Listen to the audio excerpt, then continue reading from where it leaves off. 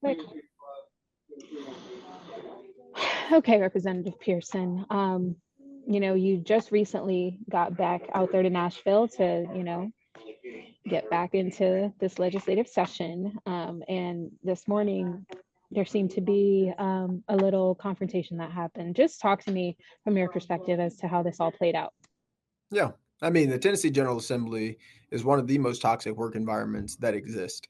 I actually have had a lot of support since we lost my brother to suicide from Republicans and Democrats. But in this committee, Representative Farmer was very disrespectful, dismissive of the pain, the heartache that we're experiencing, and was making it seem as though I had no right to advocate on behalf of District 86 because I've been taking care of my nephews and making sure that our family, my mom and my dad, were okay before coming back here.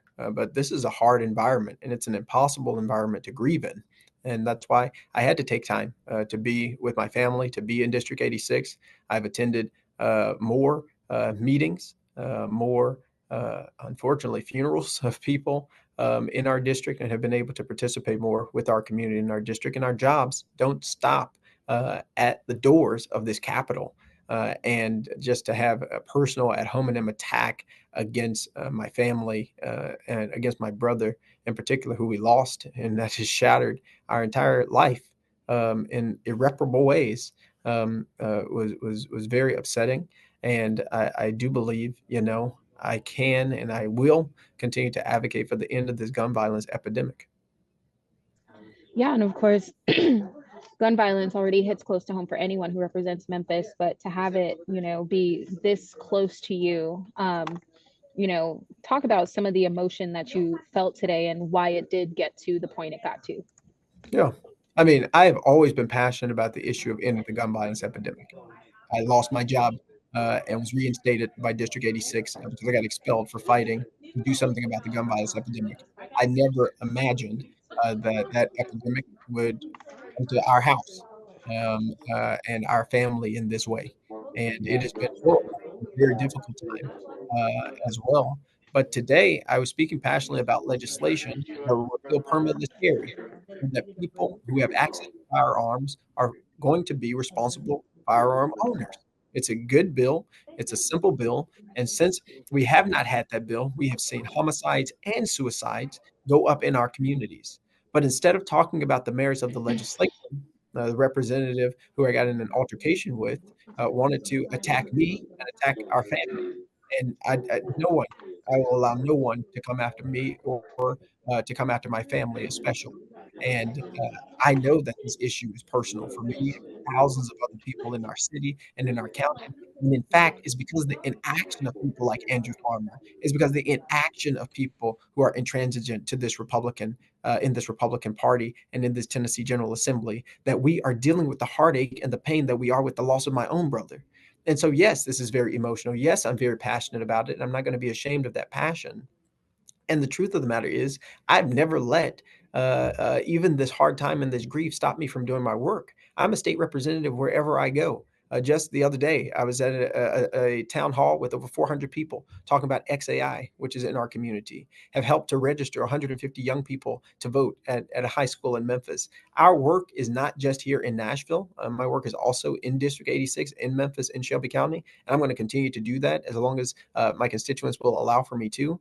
And the truth of the matter is, I'm deeply passionate about this issue, and because it is personal, and I cannot have anybody disrespect my family or disrespect the memory of my brother, whom I love and always will. Yeah. And I mean, since then, have you gotten any type of responses, any type of apologies from any of your colleagues, also in the subcommittee or anyone else, from the Republican side of the House? Yeah, immediately after Andrew said those horrible, degrading, denigrating, painful things to me, the chair of the committee, Clay Doggett, who he and I do not agree politically, did in essence apologize. And he said, I would have done the same thing that you did, Representative, under those circumstances. And so we completely understand that. this is a human issue. And that's what I've always said about gun violence prevention, just like I say about Medicaid expansion, just like I say about poverty reduction. This is about our shared humanity. This isn't about whether or not you have an R or a D beside or behind your name. We have to focus on the issues and do all that we can to address and to solve them. And attacking folks' character, attacking lost loved ones who have now passed on and are heaven, that's unacceptable, and it's beneath the role of being a state representative. Instead of what we need to do and what we must do is pass more just gun laws, gun safety laws, to stop people like my family from suffering the way that we are suffering, to stop folks like those who are in our movement for justice rooted in love. I'm thinking about Lavonda Thorne Henderson. I'm thinking about Dr. Sherry Compton. So many families in our city are suffering because of the lack of action related to gun violence. And instead of trying to pass laws to deal with that, we're getting a representative in essence saying, because I've been dealing with that grief, I don't deserve to speak about this issue. It's absurd and unacceptable.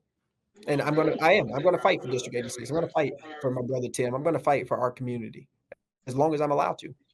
Yeah, and moving forward, I mean, with the rest of this legislative session, I mean, there's still subcommittees, there's still committees that need to happen. How do you plan to handle that moving forward?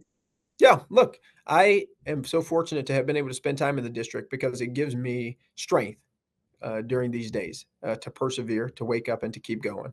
And the prayers of the righteous availeth much. And so I need a lot of folks in District 86 consistently praying for me. I have more bills that are coming up in committee to increase the minimum wage. I was just talking about dealing with automation and making sure that people still have access to jobs and aren't forced into poverty due to it. I have more bills that I want to continue to bring up. And I have over $1 billion worth of appropriations amendments that I'm advocating for Memphis and Shelby County. And so I'm not going to stop working. I never have. Even while I've been dealing with this grief. And I'm going to continue to do that. And I'm going to ask all of my colleagues to remain respectful, to remain just compassionate, and to see the humanity of the pain that my family and I are dealing with while still seeking to be of service. Yeah, and last question. I know the last time we saw something similar like this happen, you were ultimately, uh, what's the word, disciplined by the House, by Speaker Sexton, and the House in general.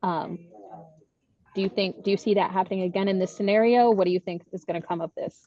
Yeah, it's no coincidence that Representative Farmer is the same person who wrote the resolution to expel me. But I think even the Republicans on the committee were appalled by what he was saying.